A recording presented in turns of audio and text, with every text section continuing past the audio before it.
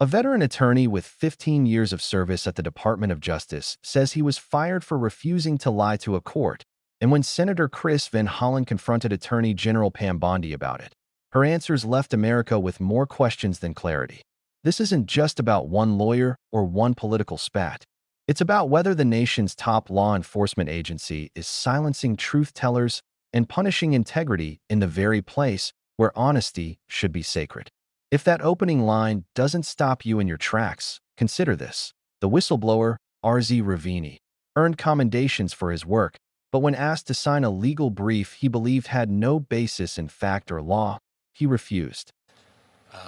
Madam Attorney General, yesterday, Erez Ravini filed a whistleblower complaint against the Department of Justice. As I think you know, he was a 15-year veteran of the Department of Justice. He received commendations during the first Trump administration for all his work at DOJ, but he filed a detailed account of his recent experience at the Department of Justice, saying that prior to his determination, that he was terminated after he refused to sign an appeal brief that was unsupported by evidence or the law. And he says, "I didn't sign up to lie."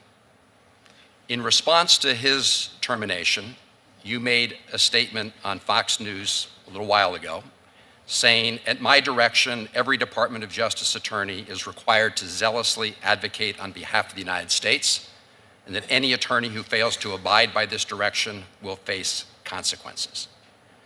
So, General Bondi, I guess the direct question is, he says he was fired because he didn't want to make an untruthful statement to a court of law. I have two questions. Number one, I assume you agree that zealous advocacy does not mean telling untruths to courts of law. And second, if that's not the case, what did you mean by saying he was not a zealous advocate? Senator Van Hollen, this is all pending litigation, as you're well aware, and the timing of it, I can't discuss pending litigation. This is a whistleblower lawsuit pending within my office, but I will say the timing of it I find suspect, as he takes hits at Pam Bondi, who is one of the best human beings I know, one of the smartest, brilliant men I know, who will soon become a federal judge. And his hearing happens to be today, and I find the irony of the timing of it pretty remarkable, the lawsuit.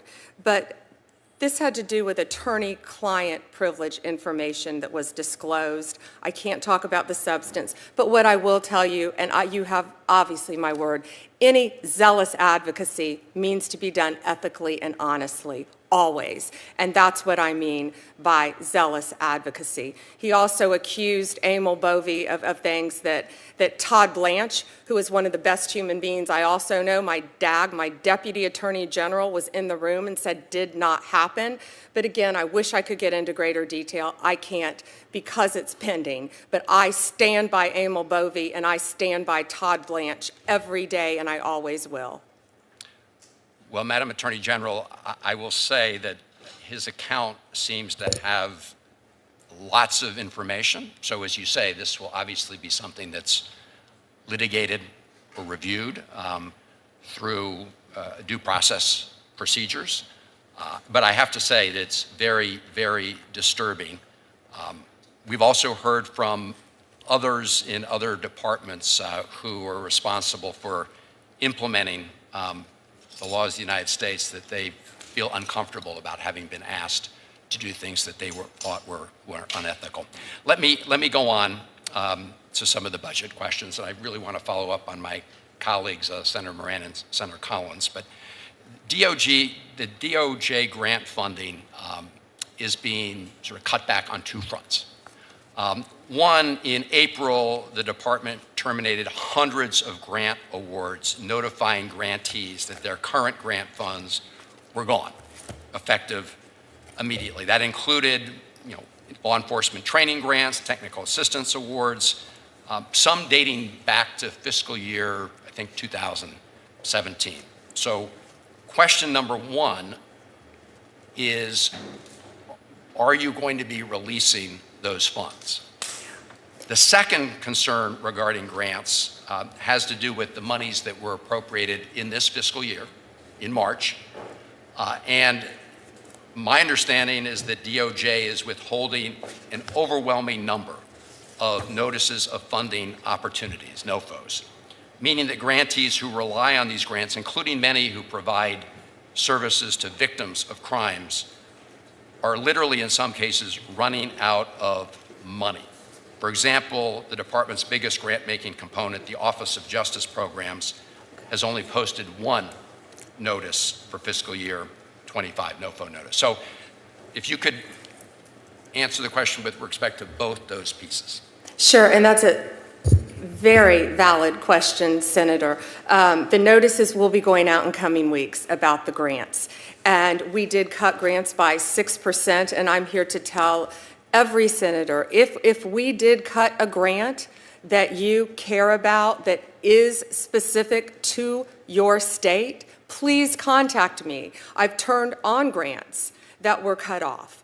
So please, if that happens, there's an appeal process, but you can pick up the phone and you can call me, and I would be more than happy to look at that. I never want to take away a grant that is actually helping Americans, helping victims, helping law enforcement, and we're looking at it on a case-by-case basis, and many of those are being appealed already, but you have my word, we will look at all of those, absolutely. Thank you. And in terms of the other piece of the question, when the notices for information will go out, because the fiscal year obviously is, running out, and we are hearing from lots of entities that are waiting for those notices so they can apply for the grant funding. Yeah, yes, Senator. The notice of funding is consistent with our priorities, and they're finalizing it right now. It will be going out very shortly. Very shortly. All right. Thank you. It'll be posted on a rolling basis, too, I believe. Okay.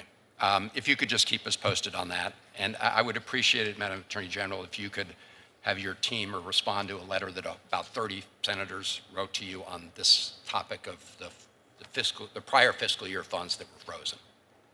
I will make sure they look at that letter. I think we've received probably thousands of letters. You've gotten lots of letters.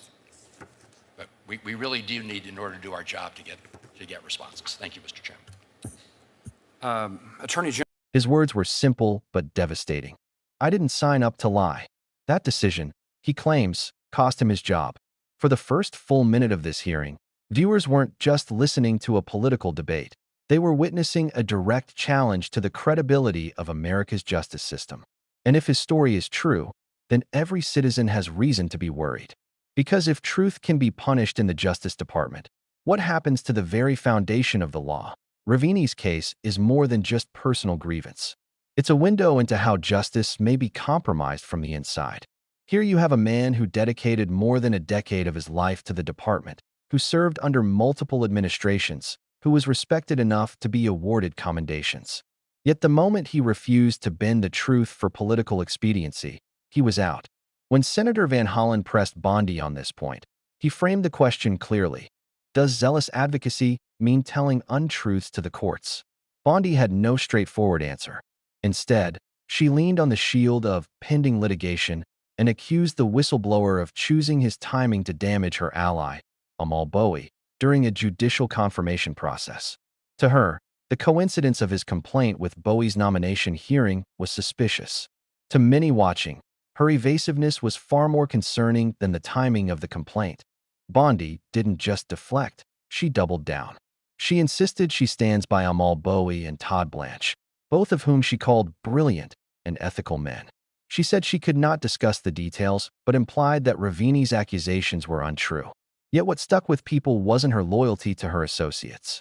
It was her unwillingness to address the central issue. Why would a veteran attorney invent such a claim at great personal cost? Van Hollen pointed out that Ravini's complaint was detailed and specific. And even more troubling, other officials in government have raised similar concerns about being pressured into actions they believed were unethical. This wasn't one isolated voice crying foul. It was part of a chorus beginning to form inside the walls of justice. The bigger problem here is the culture that appears to be developing inside the department. If attorneys fear losing their careers for upholding their oath to tell the truth, then the line between law and politics begins to blur in dangerous ways. Zealous advocacy has always meant fighting hard for your client, but it never meant manufacturing arguments unsupported by fact or law. When that definition is twisted, justice becomes something else entirely. The moment integrity is treated as disloyalty, the department stops being a guardian of the law and starts being a political weapon. And if that is what's happening here, then the ripple effects extend far beyond one whistleblower's firing. They reach every case, every ruling, every citizen who depends on an impartial system. But the whistleblower controversy wasn't the only bombshell that dropped in this hearing. Senator Van Hollen pivoted to another issue, one that affects Americans in towns and cities across the country: the abrupt termination of critical Justice Department grants. In April, the DOJ suddenly cut off hundreds of awards, funding that supported law enforcement training, services for crime victims, and technical assistance. Some of these grants had been active since 2017. The effect was immediate and painful. Local police departments lost resources. Nonprofits serving victims of violent crime saw funding vanish overnight. Programs designed to strengthen community safety were left scrambling, with some organizations warning they could shut down within months. For victims already struggling to find support, the rug was pulled out from under them. Van Hollen didn't mince words. He demanded to know why these grants had been terminated without warning and why notices of new funding opportunities were being delayed. Bondi admitted to a 6% cut across the board, but insisted there was an appeals process and even encouraged senators to call her directly if they wanted a grant in their state restored. Think about that for a second. The nation's top law enforcement official was effectively telling senators to pick up the phone and lobby her to save grants in their states, as though justice funding were a favor rather than a responsibility. That answer was cold comfort to the victims and law enforcement agencies already facing gaps in support. Bondi promised that notices for new grants would be posted soon, but she couldn't explain why so many had been withheld for months. She insisted her department was finalizing priorities and would release opportunities on a rolling basis. But the senators in that room, and the people watching outside, weren't reassured. For them, the question wasn't just when the money would go out. It was why it had been stopped in the first place. Why choke off resources to programs that protect communities at a time when public safety concerns are rising? Why leave victims and local agencies hanging, waiting for relief, while Washington delays? Taken together, the whistleblower scandal and the grant cuts paint a grim picture of the Justice Department under Bondi's leadership. On one hand, you have career attorneys punished for refusing to cross ethical lines. On the other, you have essential programs strangled by sudden funding cuts and bureaucratic delays. Both point to a department more concerned with loyalty and optics than with truth and service. Both raise the question of whether the DOJ is fulfilling its mission to protect justice or undermining it. And let's be clear, this isn't about partisan games. This is about the basic question of whether Americans can trust their own justice system. If whistleblowers are punished for refusing to lie, then honesty itself becomes a liability.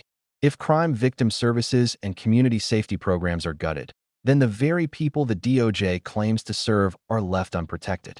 In both cases, the losers are ordinary Americans who expect their government to stand for fairness, truth, and accountability.